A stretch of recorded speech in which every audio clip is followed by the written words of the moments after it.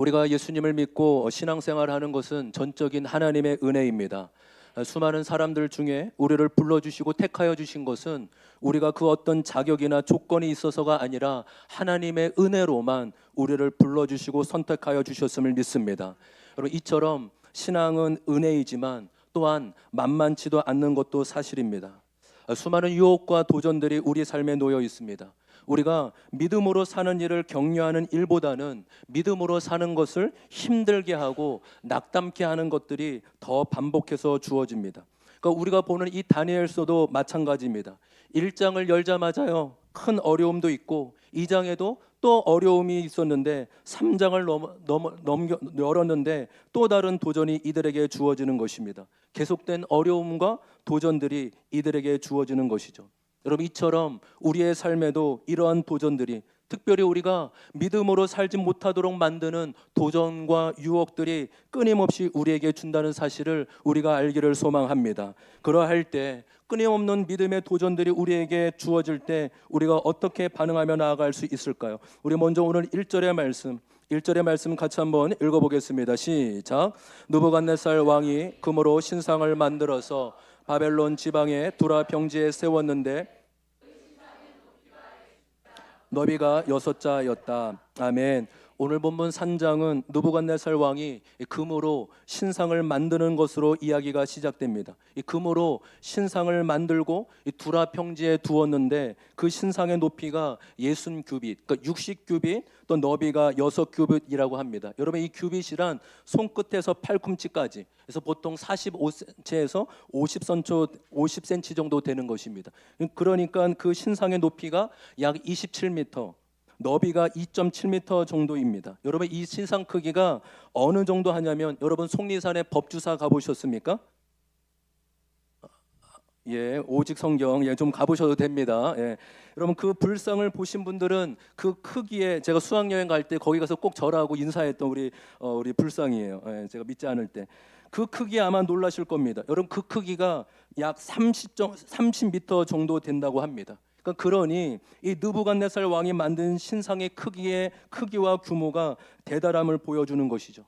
그 신상을 두고 이 두라 평지에 세워두고 2절에 보면 이 나라의 고위 관리직뿐만 아니라 지방의 관리들까지 전부 다 불러서 그 신상 제막식에 참석하게 하였습니다. 그리고 그 신상 앞에 절하지 않으면 이 불타는 화덕 속에 던지는 법령까지 내렸습니다.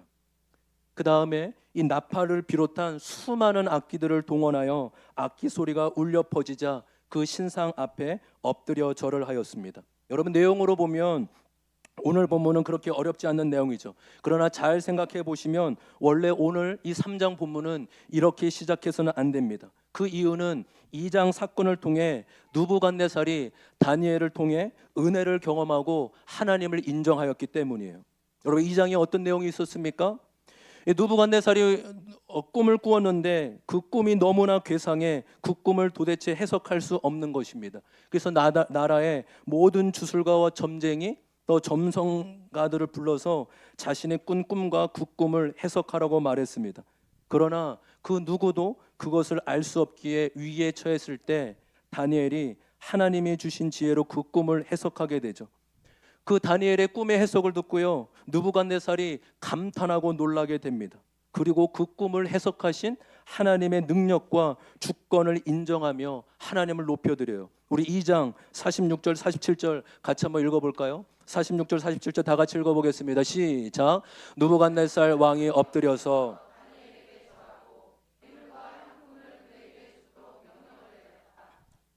다니엘에게 말하였다. 그대들의 하나님은 참으로 모든 신 가운데서 으뜸가는 신이시오, 으뜸가는 군주이시다.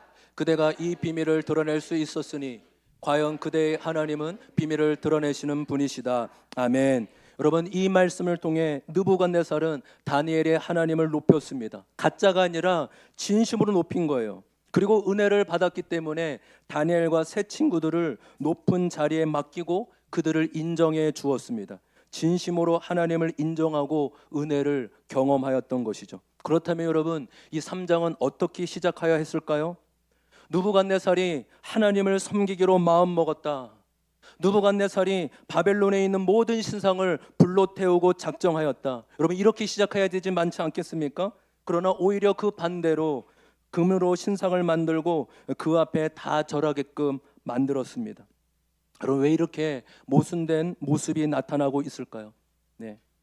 여러분, 이제 설교를 들을 때 이제 마음에 와닿는 거 얼마든지 적으셔도 돼요. 이렇게 노트에 기록하시고. 그렇지만 저를 잘 봐주시고, 예, 여러분, 우리 교회가 이제 보통 한 40명 안팎 어린이날까지 그렇게 보면요, 말씀을 잘 듣고 있는 게 다 이게 보여요. 보통 목사님들이 200명까지는 이렇게 한눈에 다 이렇게 들어온다고 합니다. 그래서 뭐 이 정도는 저도 말씀을 잘 이렇게 듣고 있나 이게 잘 보이니까 눈을 이렇게 초롱초롱 저를 이렇게 잡아먹을 듯이, 저를 잡아먹을 듯이 이렇게 잘 봐주시면 감사하겠습니다.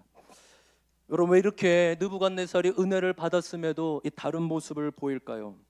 권세 있고 힘 있는 사람이 예배에 참석만 해도, 그리고 찬송가만 따라 부르는 것 같아도 마치 그 사람이 기독교인이 된 것처럼 흥분하고 좋아하지만 사실은 그것이 그 사람의 변화를 의미하지 않습니다. 어떤 회심이 없이도 충분히 가능한 일입니다. 이 유명인이나 연예인들이 이 드라마틱한 변화를 경험했다고 간증 집회를 하고 은혜를 전하는데 시간이 지나고 보면 전혀 다른 모습을 보여주는 경우도 있기도 합니다. 여러분, 어쩌면 그럴 수 있는 게 우리 인간일 수 있죠. 여러분, 은혜를 받았던 느부갓네살이 마음이 바뀌고 금신상을 만든 모습이 어쩌면 은혜를 받고도 변화되지 않는 우리 모습일 수 있다라는 거예요. 다른 누군가가 아니라, 지금 느부갓네살의 이야기가 아니라 바로 저와 여러분의 이야기일 수 있다라는 것이죠. 여러분, 우리가 이 다니엘을 통해 우리의 모습을 볼 수 있어야만 하지만 또한 느부갓네살을 통해서도 내 모습을 볼 수 있어야 될 줄 믿습니다. 여러분, 그렇다면 오늘 본문에서 무엇이 이 느부갓네살로 하여금 은혜를 받고도 변화되지 못하도록 만들었을까요? 바로 교만과 자기 과시입니다. 여러분, 2절과 3절을 보시면 수많은 직책과 사람들이 나오지 않습니까? 우리가 볼 때는 크게 중요하지 않은 것 같아요. 그래, 많은 사람들이 모였구나, 이렇게 의미 없이 볼 수 있지만 그저 이렇게 구체적으로 표현한 이유가 어디 있습니까? 그 제막식의 규모를 드러내고 있는 것이죠. 또 이 수많은 사람들이 모였을 뿐만 아니라 5절에도 수많은 악기들이 나열하고 있는데 이 또한 이 규모를 강조하고 부각시키고 있는 것입니다. 느부갓네살이 이 제막식을 통해 드러내고 싶은 것은 바로 자기 과시였던 것입니다. 여러분, 우리가 그렇게 은혜를 받아도 잘 없어지지 않는 게 교만과 또 그 교만에서 나오는 자기 과시입니다. 우리는 강한 자가 살아남고 약한 자가 도태되는 경쟁 사회 속에 살고 있죠. 그래서 힘이 있어야 하고 가진 게 있어야 하고 내세울 게 있어야 하는 세상 속에 살고 있죠. 약해 보이면 안 되고 또 없어 보이면 안 되고 지면 안 되는 그런 세상인 것입니다. 예전에는요, 힘 있고 가진 자만이 자기 과시를 한다고 여겼습니다. 그러나 나이가 들고 사람에 대해 알아가면서 자기 과시는 힘 있는 사람만이 아니라 모든 사람 안에 가지고 있는 공통된 특성임을 깨닫게 되었습니다. 강남의 동사무소에서 일하는 게 쉬울까요? 아니면 시골의 동사무소에서 일하는 게 쉬울까요? 둘 다 어렵죠. 물어보시죠, 동사무소에서 일하시는 분들에게. 여기 시골이니 사람들이 더 순수하고 욕심이 없겠지, 그럴까요? 아니요, 똑같아요. 오히려 더 자신을 무시하지 말라고, 내가 누구인지 아냐고 목소리 높여 자신을 나타내 보일 때가 있는 것이죠. 여러분, 교만한 사람은, 교만은 한 사람도 예외가 없습니다. 교만하지 않는 사람이 없다고요? 나는 교만하지 않아. 아니요, 어쩌면 그런 사람이 제일 무서운 사람이죠. 이 교만이라는 뿌리가 얼마나 깊냐 하면, 여러분, 죄의 시작, 죄의 본질이 무엇입니까? 내가 하나님처럼 되리라. 우리는 끊임없이 하나님보다 높아지려고 하며 하나님 없이 살려고 하며 또한 하나님보다 내가 옳다라고 여기며 살아가려고 하는 것입니다. 여러분, 아무리 은혜를 받아도 우리 내면에 여전히 도사리고 있는 죄가 교만입니다. 그리고 교만이 만들어내는 열매, 자기 과시가 틈만 나면 자기를 내세우려는 본능이 끊임없이 올라오려고 하는 것이죠. 올해 초에 하나님이 저에게 깊이 깨닫게 하신 은혜의 경험에 있습니다. 한두 번 말씀드렸는데 리점프 처치의 사건입니다.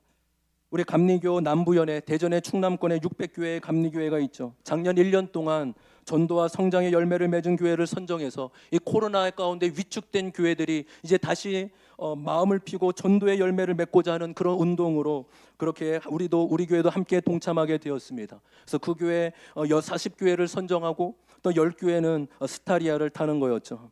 우리 교회도 나름 1년 동안 잘 준비해서 전도의 과정을 다 함께 거치고 함께 섬기면서 작년 중반기 하반기부터 여러 지체들이 오게 되었습니다. 1년 동안 전도한 내용과 열매를 프리젠테이션으로 잘 준비하고 발표하고 심사위원 반응도 좋았습니다. 그런데 이 40교회 본성까지는 들었지만 20교회 결성까지는 들지는 못했습니다. 여러분, 결선에 들은 교회를 비교해도요, 열매가 뒤처지지 않고 거기는 목사님 혼자 하셨어요. 근데 우리 교회는 저만이 아니라 우리 모든 성도들이 전도 과정대로 우리 주차별로 그래도 함께 전도해보자, 믿지 않는 자의 영혼들을 한번 구원해보자 라는 마음으로 있었기에 더 많은 교회에게 도전을 주는 부분이 있었죠. 근데 나중에 알고 보니 우리 교회가 분리개척한 교회이고 또 그동안도 후원을 받았기에 이렇게 할 수 있는 거 아니냐라는 심사위원 간의 얘기가 있었던 것 같습니다. 마음이 힘들고 어려웠어요. 솔직히 짜증이 났습니다. 아니, 다른 교회도 부임해서 갖고 개척이 아니라 작년 1년 동안을 놓고 심사하는 건데 왜 그런가 전혀 납득이 되지 않았죠. 이 불편하고 힘들고 짜증난 마음이 한 일주일 정도 길게 갔습니다. 그런데 이 힘든 마음이 일주일쯤 갔을 때 새벽에 말씀을 전하고 기도하는데 이런 마음이 드는 겁니다. 내가 그 봉고차 탔어봐. 얼마나 기고만장했을까? 우리 남부연회에서 10등 안에 든 교회예요. 저 그런 목사예요. 저 우습게 보지 마세요. 저 말랐다고 우습게 보지 말라고요. 저 스타리아 받은 목사예요. 이런 마음이 드는 거예요. 그런 생각이 순간 들면서 어쩌면 하나님이 내가 얼마든지 교만해질 수 있음을 알기에 이 사건을 허락하신 걸 수도 있겠구나. 내가 아직 이것을 교만하지 않게 받아들일 수 있는 믿음의 그릇이 안 되는구나. 하나님이 나를 아시고 이 상황을 허락하신구나 하는 마음이 들었습니다. 여러분, 스타리아 탔으면 얼마나 자기 과시하고 싶었을까요? 다른 교회 갈 때마다 다른 목사님 만날 때마다 얼마나 그 얘기하고 싶어서 입이 근질거렸을까요? 이 봉고 한번 타보실래요? 이 봉고 뭔가 달라 보이지 않나요? 리점프 통해 받은 거예요. 그리고 결국 그 제 속마음 깊은 곳에 저도 알지 못하는 저 이런 목사예요. 저 인정받아야 되지 않습니까? 이런 깊은 곳 안에 그런 숨은 마음이 숨겨져 있을 수 있겠구나라는 마음이 있었습니다. 여러분, 그 사건을 통해 남들은 모르지만 저 개인적으로 목회자로서 좀 더 겸손할 수 있었던 시간이었습니다. 아니, 좀 더 솔직하게 고백하면 겸손해질 수밖에 없었던 사건이었습니다. 하나님이 교만한 걸 싫어하시는구나. 하나님보다 더 자랑하고 과시하는 것을 싫어하시는구나. 그 사건을 통해 깨달을 수 있었습니다. 여러분, 겸손한 사건은 없어요. 겸손하게 만드는 상황만 있을 뿐입니다. 왜요? 우리는 끊임없이 교만함이 끊임없이 올라오는 100% 죄인이기 때문입니다. 내버려두면 저절로 자라나는 게 교만이고, 내버려두면 이 교만함이 자기 과시, 자기를 드러내는 열매로 나타나게 되는 것입니다. 하나님은 우리의 교만함을 싫어하시고 미워하십니다.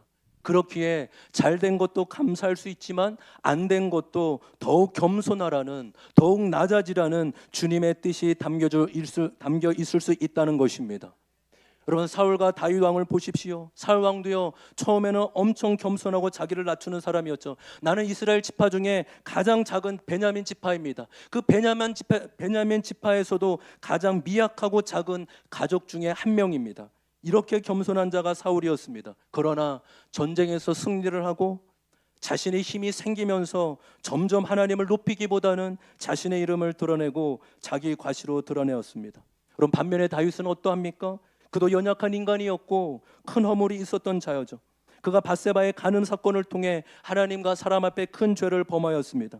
그렇게 모든 것이 감춰질 줄 알았지만 하나님께서 선지자 나단을 통해 다윗을 책망하십니다. 다윗은 왕임에도 불구하고 그 책망의 소리를 듣고 그것을 받아들여 참회의 자리로 나아갑니다. 맞습니다. 내가 그러한 죄를 저질렀습니다. 내가 하나님께 범죄하였습니다 라고 겸손히 회개하였습니다. 여러분, 겸손한 자가 누구입니까? 하나님의 말씀 앞에 자신을 꺾을 수 있는 자가 겸손한 자임을 믿습니다. 하나님의 말씀 앞에 자신의 옳음을 내려놓고 하나님의 옳으심을 인정하는 자입니다.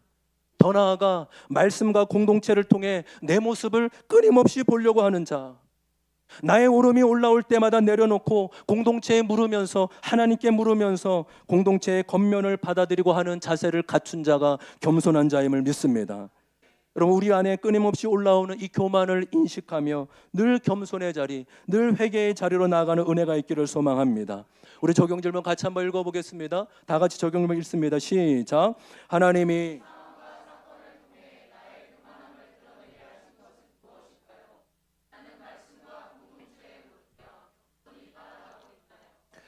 하나님 우리에게 허락하신 사건과 공동체, 그 공동체는 가정 공동체일 수 있고 직장 공동체일 수 있고 또 교회 공동체일 수도 있습니다. 여러분, 그래서 공동체를 소중히 여기십시오. 그 공동체가 나의 모습을 드러나게 하고 내가 얼마나 100% 죄인인지를 드러나게 하는 하나님의 은혜의 도구임을 믿습니다. 여러분, 은혜를 받고도 변하지 않는 속성 첫 번째가 교만과 자기가시라면 두 번째는 바로 두려움입니다. 여러분, 이 느부갓네살이 왜 이렇게 어마어마한 자기가시가 필요했냐면 두려움 때문이에요. 갑자기 거대한 신상을 만들고 대단한 제막식을 거행하는 자기가시 이면에는 두려움이 자리 잡고 있었기 때문입니다. 여러분, 이 장에 다니엘이 느부갓네살의 꿈을 해석해 주지 않습니까? 그 첫 번째 그 신상의, 그 꿈에 나타난 신상의 머리는 바벨론이고 느부갓네살 자신임을 말하고 있습니다. 그런데 또 머리 이후에 몸과 다른 것들은 또다시 새로운 제국들이 나타나게 될 것이고 바벨론의 제국의 흥망에 대해 예언을 합니다. 그 해석을 듣고 자신 안에 이제 우리 바벨론 나라는 망하게 되는 건가? 나의 왕위는 이어가지 못하나 하는 두려움에 빠지게 된 것입니다. 그 내면의 깊은 두려움이 결국 자신의 힘을 과시하는 것으로 나타난 것이죠. 내가 뭐가 모자라? 내가 하나님보다 뭘 못할 게 있는 줄 알아? 내가 내 금신상, 내 신상을 한번 만들어봐? 여러분, 자기 과시, 자기 자랑이 많은 사람은 내면이 화하고 두려움이 많기 때문에 그렇게 나타나는 것이에요. 자기 과시, 자기를 떠벌리고 자기 과시가 많은 사람은 내면이 화하구나, 두려움이 많구나, 그렇게 불쌍히 볼 줄 알아야 되는 것입니다. 여러분, 아담과 하와가 죄를 범하고 수치심과 두려움이 몰려오니 죄를 범한 결과 어떻게 하였습니까? 무화과 나무 잎으로 자신의 몸을 가렸죠. 그 수치심과 두려움을 가리기 위해 자신의 있는 힘껏 내가 어떻게든 무화과 나무 잎으로 내 몸을 가릴 것이다. 그러나 그 무화과 나무 잎은 시간이 지나면 낡아지고 없어지고 사라지게 됩니다. 인간의 이 깊은 두려움과 수치심은 안간히 힘을 써도 그것은 결국 제한이 있고 한계가 있다는 것이죠. 그렇기에 하나님께서 무화과 나무 잎이 아니라 가죽 옷으로 아담과 하와에게 입혀주셨음을 믿습니다. 할렐루야. 여러분, 무엇으로 두려움과 수치심을 가리고 하십니까? 여러분의 가진 것과 힘으로 가지려고 하십니까? 여러분, 그것은 결국 사라지고 또 다른 수치심과 두려움이 몰려올 것입니다. 그러나 진정한 두려움을 없애주시는 하나님을 의지할 때 하나님께서 무화과 나무 잎이 아니라 가죽 옷으로, 헤어지지 않는 가죽 옷으로 우리를 입혀주실 줄 믿습니다. 여러분, 두려움이 없는 자가 없어요. 저도 두려움이 많습니다. 두려움 자체는 죄가 아니지만 두려움에 어떻게 반응하냐에 따라 죄가 될 수도 있고 아닐 수도 있다라는 것이에요. 여러분, 두려움이 올 때, 두려움이 있을 때 오히려 자신을 더욱 의지하고 세상적인 방법을 찾는다면 죄로 나아가는 것이죠. 그러나 두려움이 있을 때 하나님을 찾고 하나님을 의지하게 된다면 그 두려움은 더욱 하나님을 붙어있게 만드는 것임을 믿습니다. 여러분, 두려움이 있는 분들을 잘 들으세요. 두려움이 많은 분들, 저에게도 말하는 거예요. 두려움이 있는 분들 잘 들으세요. 두려움이 많기 때문에 더욱 하나님을 붙들 수 있고 하나님께 더욱 의지할 수 있는 것입니다. 그래서 저는 저와 여러분이 이 두 구절을 외우셨으면 좋겠어요. 수시로 이 말씀을 외우고 선포하고 고백하는 은혜가 있으면 좋겠습니다. 디모데후서 1장의 7절입니다. 디모데후서 1장 7절 다 같이 읽습니다. 시작. 하나님께서는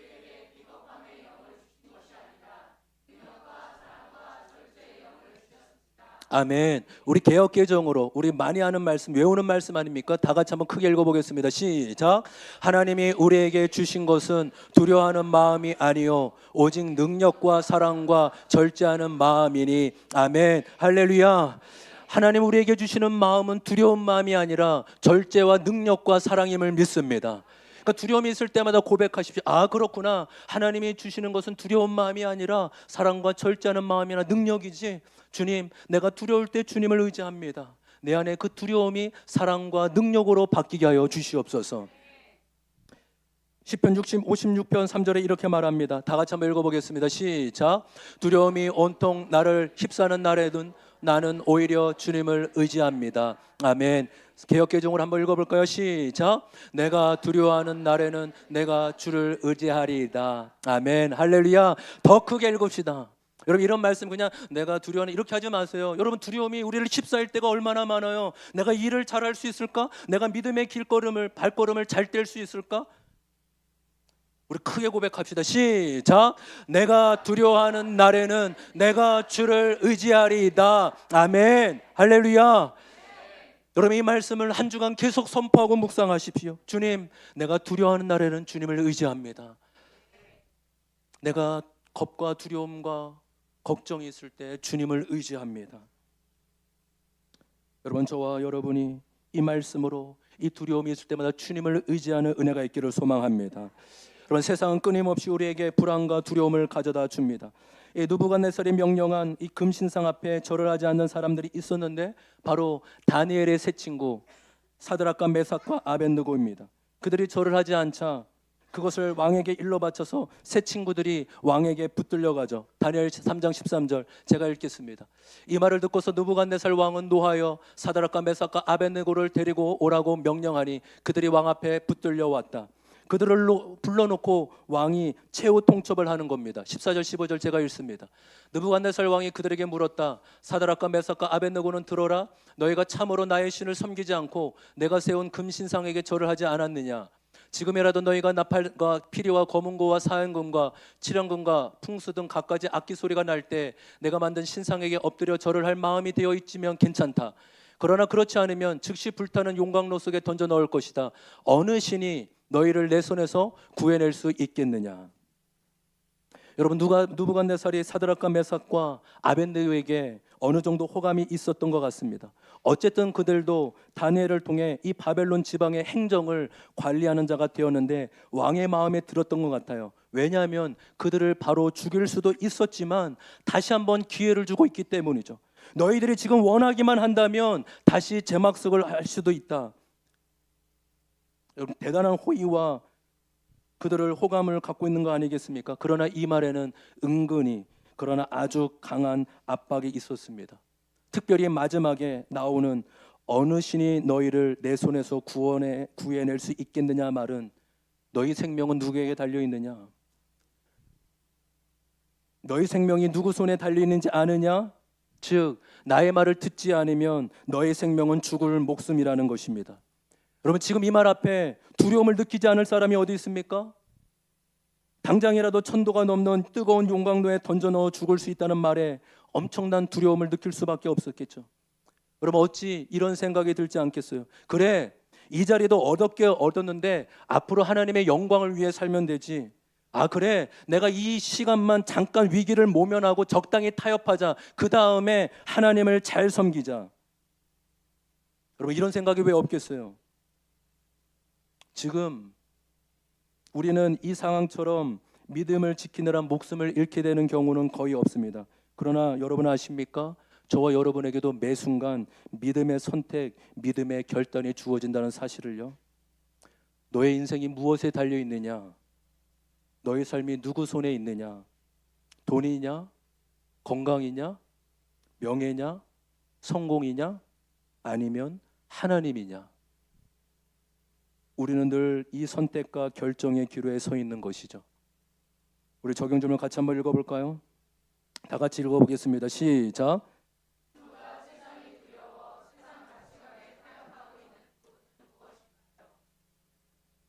여러분, 우리의 신앙을 이 교만과 자기가시 그리고 그 안에 두려움을 가진 자로서 어떻게 믿음을 지키고 결단하며 나아갈 수 있을까요?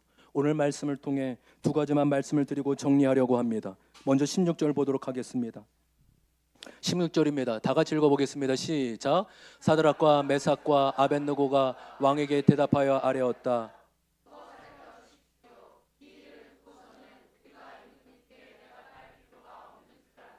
여러분, 얼마나 분명하고 단호합니까? 너무나 확실한 답이 정해져 있기 때문에 딱히 대답할 가치조차 없다고 이야기하고 있는 것입니다. 자신들이 믿고 붙들고 있는 절대 가치를 분명히 밝히고 있는 것이죠. 여러분, 21세기 최고의 변증학자 셰퍼 박사가 자신의 책에서 이렇게 얘기했습니다. 19세기 이후 가장 큰 비극은 절대 가치를 버렸다는 것이다. 그래서 인류는 절망의 선 밑으로 떨어지게 되었다. 여러분, 그렇습니다. 현대인들의 가장 큰 비극은 절대 가치를 잃어버렸다는 것입니다. 모든 것이 상대적인 진리가 돼버리고 말았습니다. 야, 꼭 남자가 여자하고만 결혼해야 돼? 남자끼리도 결혼할 수 있는 거 아니야? 야, 어떻게 인생을 한 여자하고만 끝까지 살아? 지루하니까 다른 여자도 만날 수 있는 거 아니야? 여러분, 이제는 이런 것들이 아무렇지도 않게 수용되는 시대 가운데 저와 여러분이 살고 있다라는 것이죠. 여러분, 역사상 바벨론의 문명만큼 가장 찬란하고 가장 위대한 문명과 도시는 없었습니다. 그러나 지금은 바벨론의 유물과 흔적만 남아 있을 뿐이지 그 모든 바벨론의 문명은 사라졌습니다. 다니엘과 세 친구는 바벨론의 포로로 잡혀온 10대 청년에 불과했습니다. 그럼에도 그들의 이름은 영원히 사라지지 않으며 영원히 남고 이어가고 있습니다. 그 이유가 무엇입니까? 절대의 가치인 하나님의 말씀을 붙들었기 때문입니다. 세상을 두려워한 것이 아니라 하나님을 두려워하였기 때문인 것이죠. 그분의 말씀이 맞으면, 하나님의 말씀이 맞다고 하면 맞는 것이고 하나님의 말씀이 틀리다고 하면 틀린 것으로 여겼습니다. 하나님의 말씀이 절대 가치이고 기준인 것이죠. 여러분, 잘 들으십시오. 지난 주일 말씀처럼 신앙과 교회는요, 기준과 원칙을 낮게 잡으면 무너지게 돼요. 때로는 넘어지고 지키지 못한다 하더라도 신앙의 원칙과 기준은 분명히 있어야 되는 것입니다. 그 기준은 우리가 정하는 것이 아니라 하나님의 말씀이 정하는 것입니다. 우리가 볼 때 좋은 게 아니라 하나님이 보실 때 아름답고 선한 것을 정해야 되는 것이죠. 그래서 여러분, 다수결이 좋은 것 같지만 그렇지도 않을 수 있다는 거예요. 왜요? 하나님의 뜻보다 인간의 뜻이 기준이 될 수 있기 때문인 것이죠.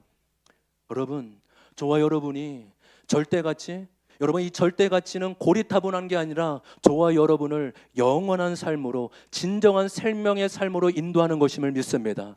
특별히 다음 세대들 잘 들으세요. 저는 우리 자녀들과 다음 세대를 위해 기도할 때마다 참 안타까워요. 우리 어른 세대도 믿음을 지키기 힘든 시대에 살았는데 우리 아이들, 우리 다음 세대를 얼마나 힘들까. 그러나 잘 들으십시오. 이 다니엘처럼 때로는 하나님이 보이지 않고 이 절대의 가치가 고리타분하고 고지식한 사람처럼 보일지 몰라도 하나님이 그 사람의 삶을 주목하시고 그 사람을 통해 놀라운 인생을 펼쳐갈 줄 믿습니다. 하나님이 그런 분이시죠. 우리를 생명으로 인도하시는 분이시고 영원으로 인도해 주시는 분이심을 믿습니다. 절대 가치를 붙잡는 삶.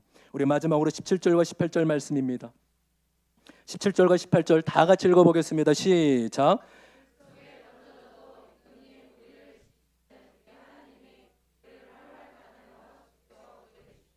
임금님의 손에서도 구해 주실 것입니다.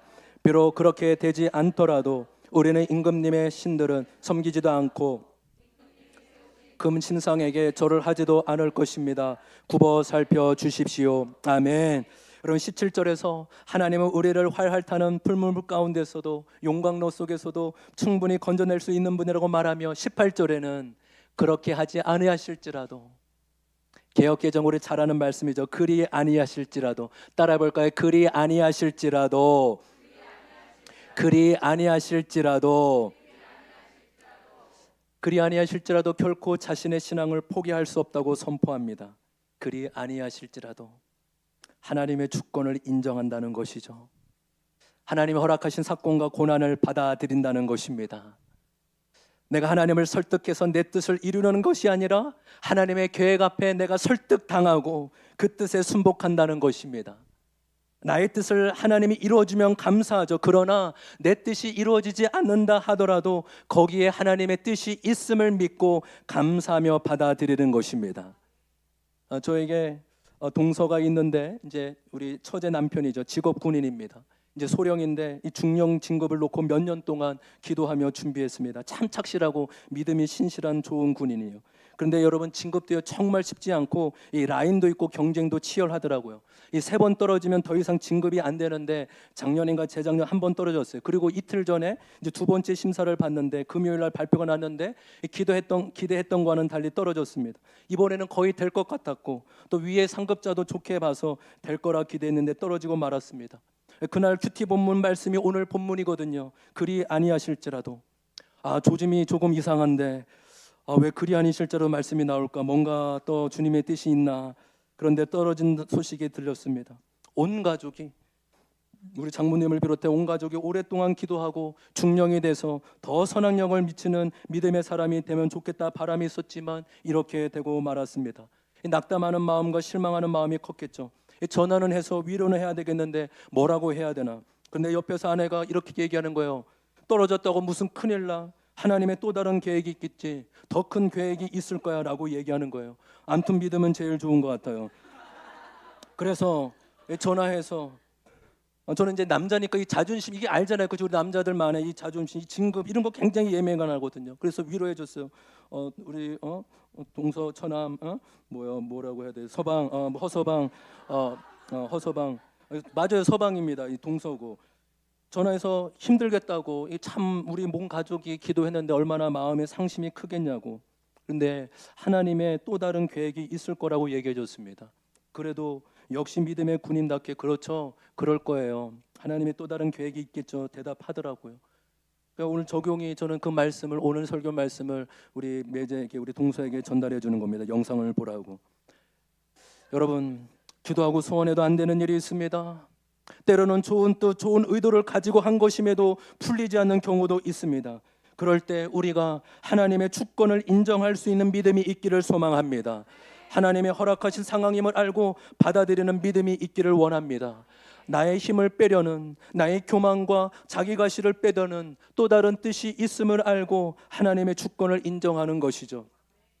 여러분 파리 올림픽이 오늘 끝나게 됩니다. 저는요 스포츠를 못하지만 스포츠 보는 것을 굉장히 좋아하고 관심이 많습니다. 그중에 제일 명장면이 있다면 결승전에서 두 선수가 대결을 하다가 승부가 갈라지면서 금메달과 은메달이 정해지는 순간이죠. 승자와 패자가 정해지는 순간입니다. 은메달을 딴 패자 선수들은 대부분 안타까웠고 눈물을 흘리는데 어떤 선수는 승패를 받아들이고 바로 우승자의 손을 자신이 직접 들어주며 축하해 드는 것입니다. 그 모습을 보면 그렇게 감동이 돼요. 나는 그렇게 못할 것 같은데, 나는 굉장히 안타까워하고 눈물 흘릴 것 같은데, 근데 그 사람들 자신의 결과에 깨끗하게 항복하고 그대로 받아들이며 인정하는 것입니다. 여러분 신앙은 나의 뜻을 관찰시켜서 하나님을 변화시키는 것이 아닙니다. 오히려 하나님의 뜻에 맞게끔 나를 변화시켜 가는 것입니다. 하나님의 뜻에 나를 항복하고 나의 뜻을 포기하고 내려놓고 그렇습니다. 내가 옳은 것이 아니라 하나님이 옳으십니다 라고 인정하며 그분의 주권 앞에 항복하며 내려놓는 것입니다. 때로는 이해가 되지 않아도 때로는 억울해 보여도 그것이 생명의 길이고 영생의 길임을 주님은 분명히 우리에게 가르쳐 주십니다. 우리 마지막 적용 질문 같이 한번 읽어볼까요? 마지막 적용 질문입니다. 시작. 지금 내 삶에